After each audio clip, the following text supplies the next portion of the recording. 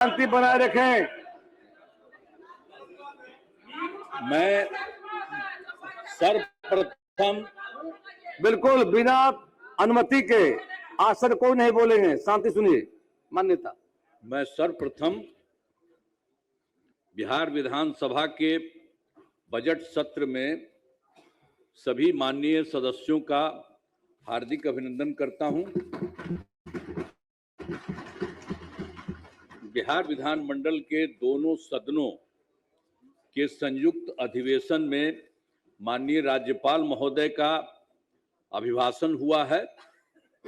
मैं बिहार विधानसभा के उन सभी माननीय सदस्यों को धन्यवाद देता हूं जिन्होंने माननीय राज्यपाल के अभिभाषण में भाग लिया।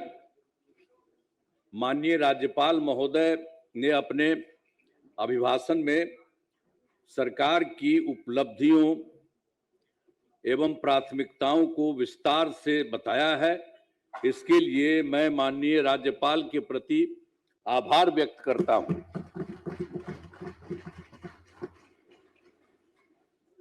आप सब जानते हैं कि 24 नवंबर 2005 को पहली बार एनडीए की सरकार बनी थी। तब से राज्य में कानून का राज है और हम लगातार विकास के काम में लगे हुए हैं। याद है ना पहले क्या स्थिति थी? पहले बहुत बुरा हाल था। लोग शाम के बाद घर से बाहर नहीं निकलते थे। अरे सुनिए ना पहले, अरे हम लोग के पहले जो आप लोगों का राज था क्या था? बीच में मत बोलिए। कोई काम था? बिना अनुमति लोग शाम के बाद घर से बाहर नहीं निकलते थे। शाम के बाद कोई बाहर जाता था जी? सम्मा में घर में मैं बैठा रहता था। यही ना आप लोगों का हिसाब था। आज समाज में कितना विवाद होता था, कितना हिंदू मुस्लिम झगड़ा होता था। पढ़ाई का क्या हाल था? बहुत कम बच्चे पढ़ते थे, बहुत कम पढ़ाई होती थी। पहले इलाज का पूरा इंतजाम नहीं था, सड़कें बहुत कम थी और जो थी उनका बुरा हाल था। अब बिजली बहुत कम जगह थी। शुरू से ही बिहार के विकास का काम हो रहा। अब किसी प्रकार के डर एवं भय का वातावरण नहीं है। राज्य में प्रेम, भाईचारा एवं शांति का माहौल है। पहले कितना हिंदू मुस्लिम झगड़ा होता था। इसलिए वर्ष 2006 से ही कब्रिस्तानों की घेराबंदी शुरू की गई। बड़े पैमाने पर कब्रिस्तानों की घेराबंदी की जा चुकी है। अब कोई झगड़ा झंझट नहीं होता है। और उसके बाद भी वर्ष 2016 में 16 से 60 वर्ष से पुराने हिंदू मंदिरों की घेराबंदी की गई, जिससे चोरी आदि की घटनाएं नहीं होती। ये सब जो गड़बड़ था वो सब हम लोगों की सरकार में शुरू में ही किया गया। 2006 में ही। हर बात में बोलने की जरूरत नहीं है। जब इन लोगों की तरफ से कुछ था नहीं तब 2006 से शुरू किया। अब बाद में फिर हम लोगों ने देखा कि उसको भी इधर उधर जाके कुछ थोड़ा बहुत शाम में करता था, तो हम लोगों ने 16 में भी ये सब काम किया। अब उसके बाद सर्वप्रथम शिक्षा के क्षेत्र में विशेष ध्यान दिया गया। हम लोगों ने बड़ी संख्या में नए स्कूल खोले और नियोजित शिक्षकों की बहाली की। लड़के लड़कियों के लिए पोशाक एवं साइकिल योजना चलाई। अब वर्ष 2023 से बिहार लोक सेवा आयोग द्वारा 2,58,000 सरकारी शिक्षकों की बहाली की गई। और वर्ष 2006 में उन लोगों को कर दिया था, पूछ रहे थे कि आप ही लोग कर लीजिए, तो 2006 से 3,68,000 नियोजित शिक्षक बने थे। और जब बाद में 2003 में इतना कर रहे थे, इसमें से भी कुछ लोग शामिल हुआ था। उसमें से बिहार लोक सेवा आयोग द्वारा 28,976 सरकारी शिक्षक बन गए। फिर सरकार ने तय किया कि नियोजित शिक्षकों को बीपीएससी की परीक्षा देने की जरूरत नहीं है, उन्हें मामूली परीक्षा लेकर सरकारी शिक्षक बनाया जाए। इसके लिए उन्हें 5 मौके तय किए। अब तक 4 परीक्षाओं का आयोजन हो चुका है। इसमें अब बाद में तो हम लोगों ने कर दिया कि जो बाकी था शुरू में कर दिए थे हम लोग, इसमें जो कुछ भी बिहार लोक सेवा आयोग द्वारा किए थे, तो उसके चलते फिर बाद में कोई काम का मन कह दिया कि ये नहीं करेगा, उसके लिए अन्य प्रकार से हम लोगों ने करवा दिया। तो उसके लिए फिर सरकार ने तय किया नियोजित शिक्षकों को बीपीएससी की परीक्षा देने की जरूरत नहीं है, उन्हें मामूली परीक्षा लेकर सरकारी शिक्षक बनाया जाए। इसके लिए उन्हें 5 मौके तय किए, 5 मौका हम लोगों ने तय किया और उसमें से 4 परीक्षाओं का आयोजन हो चुका है, जिसमें 2,66,000 नियोजित शिक्षक पास हो गए हैं। अब केवल 73,000 अब शेष बच गए हैं, तो उन्हें 1 मौका और दिया जा रहा है। उसके लिए सब काम करने जितना भी संभव होंगे वो होगा। अब कुल मिलाकर सरकारी शिक्षकों की संख्या 5,24,000 हो गई है। और स्वास्थ्य सेवाओं में सुधार किया गया। पहले स्वास्थ्य व्यवस्था बहुत खराब थी। प्राथमिक स्वास्थ्य केंद्रों में इलाज के लिए प्रति माह मात्र 40 मरीज ही आते थे, यानी प्रतिदिन 1 या 2 मरीज आते थे। तो वर्ष 2006 से अस्पतालों में, ये पहले वाली बात है जो हम लोगों की सरकार बनी थी, उसके पहले वाली जो स्थिति थी उसके बारे में कह रहे हैं कि पहले स्वास्थ्य व्यवस्था बहुत खराब थी। प्राथमिक स्वास्थ्य केंद्र में इलाज के लिए प्रति माह मात्र 39 मरीज ही होते थे, वहां प्रतिदिन 1 या 2 आता था। तो ये सब देख करके बड़ा खराब लगता था। वही हम लोगों ने 2006 से अस्पतालों में मुफ्त दवा और इलाज की पूरी व्यवस्था की गई। अब प्राथमिक स्वास्थ्य केंद्र में हर महीने औसतन 11,600 मरीज आते। पहले मात्र 6 मेडिकल कॉलेज थे। पहले जो बात था, पहले 6 थे। अब वो 6 इन लोगों की सरकार जो बनी थी, समझ गए, 7 दिन में तब पिताजी चले गए, अब अंत में फिर माताजी को रख दिए। तो इसी तरह से किसी को कुछ बनाए उनाए थोड़ी थे, लड़की लड़का किसी को भी कुछ नहीं, तो वही होता था वहां। तो उसी में भी इन लोगों ने कोई काम नहीं किया, कोई काम नहीं हुआ। तो उसके चलते सब तरह से यहां पर आप समझ लीजिए कि वो शिक्षा के बारे में तो हम बता ही रहे हैं आपको। फिर सरकार ने तय किया नियोजित शिक्षकों को बीपीएससी की परीक्षा देने की जरूरत नहीं है, उन्हें मामूली परीक्षा लेकर सरकारी शिक्षक बनाया गया। अब इसके लिए उन्हें 4-5 मौके तय किए। अब तक 4 परीक्षाओं का आयोजन हो चुका है। इसमें 2,66,000 नियोजित शिक्षक पास हुए हैं और उसके बाद अब केवल 73,000 शेष बच गए, जो हम पहले आपको बता दिए हैं कितना कम बच गए, पहले ही बता दिए थे। अब उसके लिए जो था, अब कुल मिलाकर के सरकारी शिक्षकों की संख्या हो गई है 5,24,000। स्वास्थ्य वाले के बारे में जो बात हो रही है, बता दिया कि पहले स्वास्थ्य व्यवस्था बहुत खराब थी। अब प्राथमिक स्वास्थ्य केंद्र में कितना था, 39 था और एक दिन में 1 या 2 मरीज होते थे, वो बहुत खराब था। तो इसी के लिए हम लोगों ने वर्ष 2006 से अस्पतालों में मुफ्त दवा और इलाज की पूरी व्यवस्था की गई। अब प्राथमिक स्वास्थ्य केंद्र में हर महीने औसतन 11,600 मरीज आते। अब कितना पहले खराब था उन लोगों का, अब उसके चलते तुरंत 2006 के बाद हम लोगों ने किया, तो उसके लिए 11,600 मरीज अब सब जगह इलाज के लिए जाते रहे। पहले मात्र, अब पहले क्या स्थिति थी, हम पहले भी बुलवे किए थे, मात्र 6 मेडिकल कॉलेज थे। आज जिसकी संख्या, अब उसके बाद थोड़ा हम बढ़ाए हैं तो 12 तो हो गया, लेकिन उसके अलावा बाकी और भी 27 कर रहे हैं। 27 जिलों में नए मेडिकल कॉलेज बनाए जा रहे हैं, जिनमें बहुत ही शीघ्र पूरा किया जाएगा। ये बहुत तेजी से हो रहा है, बहुत जल्दी वो भी हो जाएगा। अब मेडिकल कॉलेज एवं अस्पताल को 5,000, ये तो पहले वाले जो थे 6 ही थे, तो हम उनके लिए तो हम लोगों ने ज्यादा बढ़िया किया। अब बराबर हम जाते हैं, खूब बढ़ा किया। कल भी हम नहीं गए हैं, जो थोड़ा सा है हम कहते इसको जल्दी करिए, इतने जा करके सब अधिकारियों को ले जाते हैं और हम लोगों ने तय कर दिया, बहुत ज्यादा बना है। आप समझ लीजिए, पटना मेडिकल कॉलेज अस्पताल को हम बना देंगे पूरा। अभी और बन रहा है, थोड़ा बना है, बढ़ा है, लेकिन और सब बन रहा है। उसको हम जा करके देखते हैं कि उसको जल्दी इतना आगे और बनाइए। 5,400 बेड तथा बाकी जितने हैं 5 पुराने मेडिकल कॉलेज को हम लोगों ने 2,500 बेड का किया जा रहा है। वो भी हो रहा है, सबके लिए हम करवा रहे हैं, तेजी से करिए, अब वो हो जाएगा।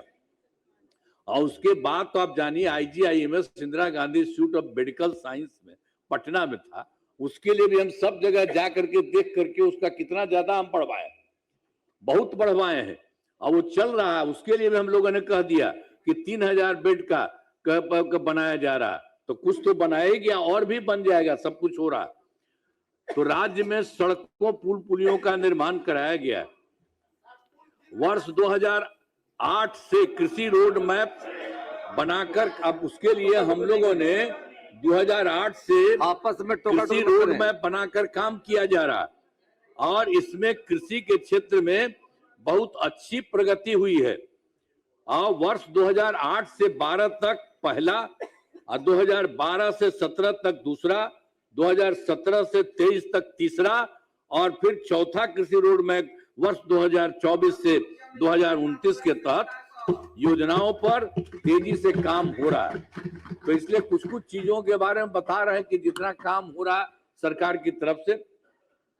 देखिए, वर्ष 2015 में 7 निश्चय के तहत हर घर नल का जल, हर घर शौचालय तथा टोलों को पक्की सड़कों से जोड़ने का काम किया। अरे भाई, लोग को ले लिए थे तो हम ही जो तैयार किए हुए थे, ये लोग आए थे शुरू होने के लिए, हमने बता दिया कि यही काम है, आया इसी को फिर बना दिए थे।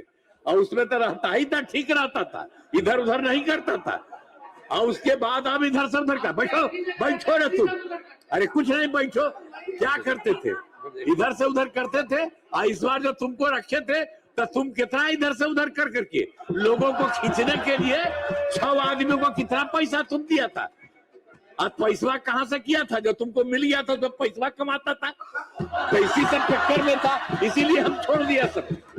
तो आप देख लीजिए सर, आप सर देखिए, अरे बैठो ना। 2025 के बारे में हमने बता दिया सर, हर घर नल का जल, हर घर शौचालय तथा टोलों को पक्की सड़कों से जोड़ने का काम पूरा हो गया। और वर्ष 2018 में ही, अब पहले तो कुछ नहीं था सर, पटना में भी 8 घंटा थोड़ा बहुत रहता था, नहीं था। हम लोगों ने शुरू से किया कि सबको होना चाहिए, तो 2018 में ही हर घर तक बिजली पहुंचा दी गई। सरकार द्वारा शुरू से ही बहुत सस्ती दर पर बिजली दी गई। अब उसके बाद तो शुरू में तो हम लोग को बहुत पैसा लगा था, फिर बाद में हमने तय कर दिया कि नहीं, इसको मुफ्त में देना है। सरकार की तरफ से सभी इच्छुक लोगों के घरों पर ये जो है बिजली अब लगभग सभी घरेलू उपभोक्ताओं को बिजली मुफ्त दी जा रही है, मुफ्त में अब सबको दिया जा रहा है। और सरकार की तरफ से सभी इच्छुक लोगों के घरों पर सोलर लगाए जाएंगे। तो हम सबको कहते हैं, देख लो, सरकार की तरफ से होगा, अब किसी को कोई पैसा नहीं, इतना बढ़िया से सब कुछ लगाया जा रहा है, उसके आगे भी काम। और फिर 2020 में 7 निश्चय 2 के तहत सभी योजनाओं पर काफी काम हुआ। जो भी काम बचे हैं उन्हें शीघ्र पूरा किया जाएगा। 7 निश्चय 2 के तहत ही युवाओं के लिए 10 लाख नौकरी, हम 10 लाख रोजगार हम लोगों ने तय किया था। लेकिन उसके लिए तो 10 लाख युवाओं को सरकारी नौकरी तो हो ही गया, लेकिन उसके लिए कुछ और हो रहा था, बढ़ाया गया, तो 40 लाख लोगों को रोजगार दिया गया। तो दोनों को मिला करके, जो 10-10 बीसी का था, तब दोनों को मिला करके 50 लाख युवाओं को सरकारी नौकरी और रोजगार मिल गया।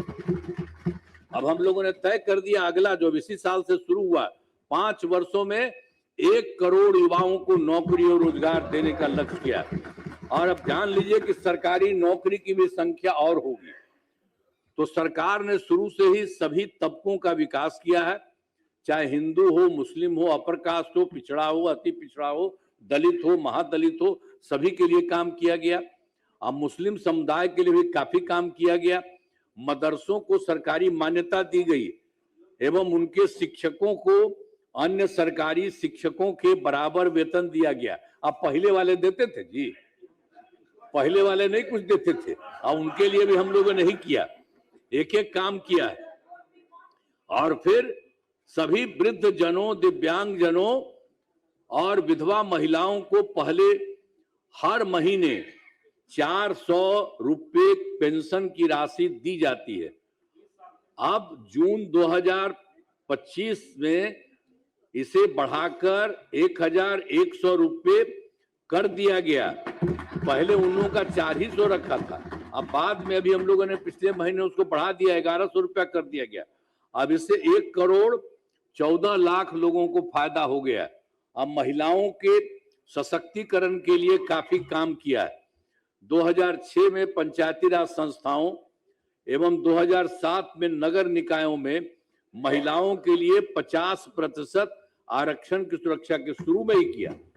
2006 में ही हम लोगों ने इसके लिए पंचायती राज संस्था का, 2007 में नगर निकाय महिलाओं का, और उसके लिए हम लोगों ने तय किया था कि वो 50% महिलाएं रहेंगी। तो मतलब महिला 50% और 50% पुरुष, ये सब कर दिया गया। वही सबसे शुरू हुआ है, शुरू से ही हर प्रकार से एक एक तरह से काम हर तरह से किया गया है। और उसके अलावे सब तरह से वही जो कुछ भी होगा तो आप समझ लीजिए 2013 में पुलिस में 35% का आरक्षण दिया गया, शुरू में बहुत अच्छा दिया गया है। और वर्ष 2016 में महिलाओं को सभी सरकारी नौकरियों में 35% का आरक्षण दिया गया है। पहले बिहार में स्वयं सहायता समूह तो पूरे देश में सब दिन के लिए था। तो हम लोग जब केंद्र में रहते थे तो देखते थे, बड़ा अच्छा था। जब यहीं पर जब हम लोगों की सरकार बनी जाके देखे तो उसमें देखे बहुत कम था। तो इसी के लिए हम लोगों ने वर्ष 2006 में ही विश्व बैंक से कर्ज लेकर राज्य में स्वयं सहायता समूह का गठन किया, जिसे जीविका नाम दिया। जीविका दीदियां उसको हम लोगों ने कर दिया। अब उसके लिए समझ लीजिए कि अब स्वयं सहायता समूह की संख्या में जीविका दीदियों की संख्या 1 करोड़ 40 लाख हो गई। और उसका शहरी क्षेत्र में नहीं था, तो 2024 से शहरी क्षेत्रों में भी स्वयं सहायता समूह का गठन किया, जिसमें जीविका दीदियां हो गई। अब इतना जो किए हैं उसमें 4,34,000 जीविका दीदियां हैं। और इसका गठन और लगातार से जारी चल रहा है, तो इतना ज्यादा हो रहा है। अब बिहार के विकास में केंद्र सरकार का पूरा सहयोग, अब देखिए जिस तरह से केंद्र सरकार ने पूरा का पूरा बिहार को सहयोग दिया है। अब आप जान लीजिए जुलाई 2024 के बजट में बिहार को विशेष आर्थिक सहायता के रूप में सड़क, उद्योग, स्वास्थ्य, पर्यटन, बाढ़ नियंत्रण के लिए बड़ी राशि देने की घोषणा की गई 2024। अब फरवरी 2025 के बजट में बिहार में मखाना बोर्ड, एयरपोर्ट की स्थापना, पश्चिमी कोसी नहर के लिए वित्तीय सहायता आदि की घोषणा की गई है। और वर्ष 2018 से देश के कुछ राज्यों में खेलो इंडिया यूथ गेम्स का आयोजन हुआ था, और पिछले वर्ष खेलो इंडिया यूथ गेम्स का आयोजन बिहार में किया गया, जो गौरव की बात है। तो इन सब के लिए आदरणीय प्रधानमंत्री श्री नरेंद्र मोदी जी का मैं नमन करता हूं। और वो लगातार, आदरणीय प्रधानमंत्री जी भी कई बार बिहार आए हैं तथा उनके द्वारा विकास कार्यों का शिलान्यास और शुभारंभ किया गया है। इन सभी योजनाओं पर अब तेजी से काम हो रहा है।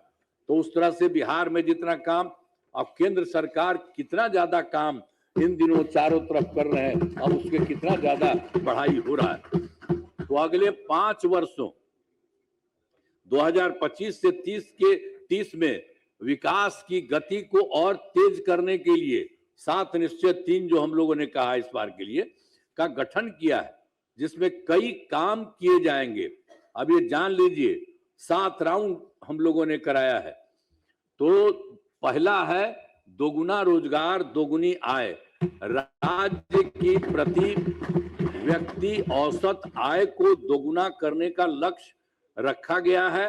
कुछ पहले से भी काम हुआ है तथा इसके लिए मुख्यमंत्री महिला रोजगार योजना के तहत हर परिवार की एक महिला को 10,000 रुपए दिए गए हैं।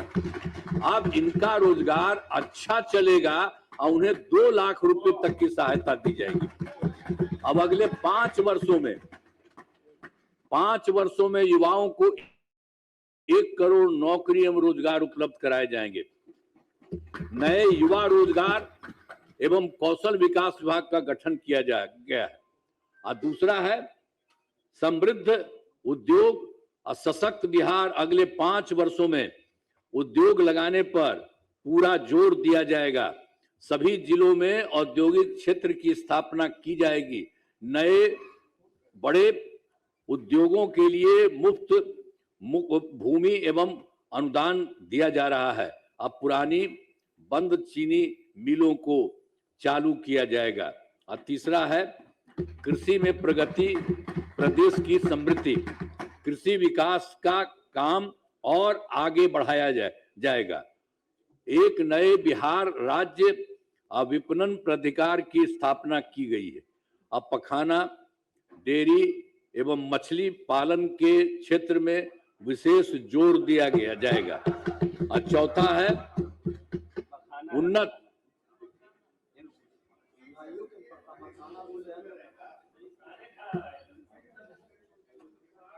उन्नत शिक्षा, उज्जवल भविष्य। राज्य में शिक्षा को बढ़ावा देने के लिए प्रत्येक प्रखंड में आदर्श विद्यालय एवं डिग्री कॉलेज खोला जाएगा। एक नए एजुकेशन सिटी का निर्माण कराया गया है। अब 5वां है सुलभ स्वास्थ्य सुरक्षित जीवन। अरे पहले सुनो ना, अरे तुम बच्चा है, अरे तुम्हारा बाप मेरे समय का ना है, तुम्हारा भी बेटा। बैठो बैठो। अरे उसका सदिया भी बाप में हुआ था, तब तुमको हुआ, तुमको तो करवे ना किए, हम पालते ना। चलो बैठो, हल्ला मत करो। तो फिर 5वां है सुलभ स्वास्थ्य सुरक्षित जीवन। स्वास्थ्य सेवाओं को और बेहतर करने के लिए जिला एवं प्रखंड के अस्पतालों को विशिष्ट चिकित्सा केंद्र बनाया जाएगा। राज्य में प्रतिष्ठित निजी अस्पतालों की स्थापना के लिए प्रोत्साहन दिया जाएगा। और फिर सरकारी चिकित्सकों की निजी प्रैक्टिस पर रोक लगाने की नीति लाई जाएगी। और फिर छठा है मजबूत आधार आधुनिक विस्तार। आधारभूत संरचनाओं को बेहतर किया जाएगा, जिसमें शहरों का विकास और नए शहरी क्षेत्रों की स्थापना की जाएगी। 5 नए एक्सप्रेस वे सड़कों का निर्माण तथा ग्रामीण सड़कों का 2 लेन चौड़ीकरण किया जाएगा। सभी इच्छुक लोगों के घर की छतों पर सोलर पैनल लगाए जाएंगे। अब बिहार में पर्यटन एवं इको टूरिज्म के विकास पर विशेष जोर दिया जाएगा। अब फिर 5वां पटना में स्पोर्ट्स सिटी का विकास तथा खिलाड़ियों को सरकारी नौकरी दिया जाएगा। और फिर 7वां सबका सम्मान, आजीवन आसान, ईज ऑफ लिविंग।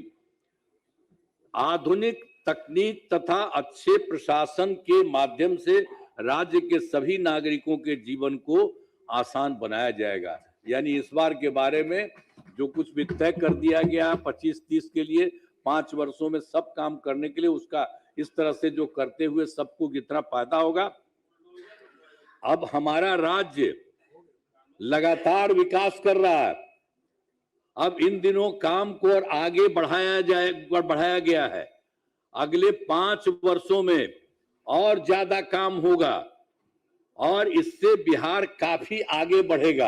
आप जान लीजिए बिहार बहुत आगे बढ़ेगा। केंद्र का भी पूरा सहयोग प्राप्त हो रहा है, जो हमने बता दिया उनका भी सहयोग। बिहार और विकसित होगा और देश के टॉप राज्यों में शामिल हो जाएगा तथा देश की प्रगति में महत्वपूर्ण योगदान होगा। अब जान लीजिए बिहार देश का कुछ ही राज्य है, उसी तरह से बिहार अब बहुत ज्यादा विकसित हो जाएगा। अब चारों तरफ देखते हैं आने जाने का क्या सुविधा है, कितना लोगों को मिल रहा है नौकरी। अरे आप ही लोग अब ठीक है ना, सब जगह मिल रहा है सबको। और बैठो ना यार, काहे ना कर रहे हो? क्या जानता है तुम्हें? अरे बैठो, अरे ध्यान से सुनो, कुछ नहीं है तुम लोगों का, कुछ पता है? बिना अनुमति के नहीं ध्यान लो। अब उसके बाद अब मैं अनुरोध करता हूं कि माननीय राज्यपाल महोदय के अभिभाषण के लिए उनके प्रति धन्यवाद का प्रस्ताव सदन सर्वसम्मति से पारित करें। उन्होंने जो बोला है और देख लीजिए उन्होंने जितनी बात बोली है। अरे बैठो न हो, अरे बैठिए प्लीज, आप क्यों बीच से बोलते हैं? हर बात में खड़ा होना जरूरी है। संजय बाबू, ये जो उन्होंने किया कृपया शांति बना रखें। तो उसमें भी बहुत सारी बातों का उन्होंने बता दिया है। अब ये जान लीजिए बिहार बहुत आगे बढ़ेगा और देश में कुछ ही लोग हैं उसी तरह से बिहार होगा और पूरे बिहार में यहाँ जो काम होता है और केंद्र सरकार का सहयोग मिलता है, मिल करके बहुत आगे बढ़ेगा। तो इन्हीं शब्दों के साथ उनके माध्यम से जो बात हुई है, हमने भी कुछ बातें आपको बता दी है कि ये सब हो रहा है। तो उन्होंने जो कुछ भी कहा है बहुत अच्छे ढंग से कहा। इन्हीं शब्दों के लिए मैं उनका नमन करता हूं और आप सब लोगों को मैं बधाई देता हूं। आप सबका अब एक दू को इधर उधर कहला बोलते हैं, अरे सब बढ़िया हो रहा है और सबको फायदा होगा, ऐसा थोड़ी है। हम लोग पूरे बिहार का सबका फायदा करते हैं। तो आप लोगों का भी घरवा है तो हम लोगों की तरफ से फायदा नहीं होगा, सबको फायदा होगा। ऐसे चुपचाप रहा, अब इधर उधर मत जाओ, शांत रहो। इन्हीं शब्दों के साथ मैं अपनी बात समाप्त कर रहा हूं। अब सरकार का उत्तर समाप्त हुआ।